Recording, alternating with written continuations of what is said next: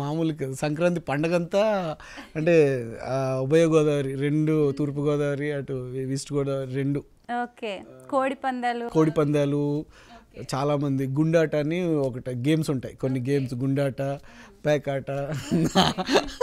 So ఇలాంటి జూదాలన్నిటికీ అంటే it's అంటే సాంప్రదాయపరంగా వస్తున్న గేమ్స్ ఇవన్నీ కోడి పందాలు. ఇప్పుడు చెన్నై వాళ్ళకి జల్లికట్టు అలా ఇలాగ ఉంటుందో, మన ఆంధ్రాకి మెయిన్ ఎస్పెషల్లీ కోడి పందాలు.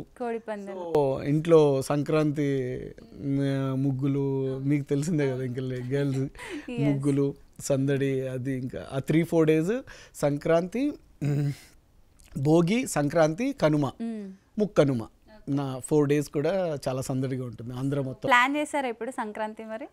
ఎవ్రీ ఇయర్ సంక్రాంతికి ఊర్లోనే కోడి పందాలు వేస్తారా మీరు? లాస్ట్ టైం కూడా వేసాం. అంటే ఏ కోడి దొరక్క యానంలో ఇన్వైట్ చేశారు. పెద్ద బరి ఉంటుంది, బరిలో ఇన్వైట్ చేస్తే మా తమ్ముడు అన్నాడు మనల్ని ఇన్వైట్ చేశాడు.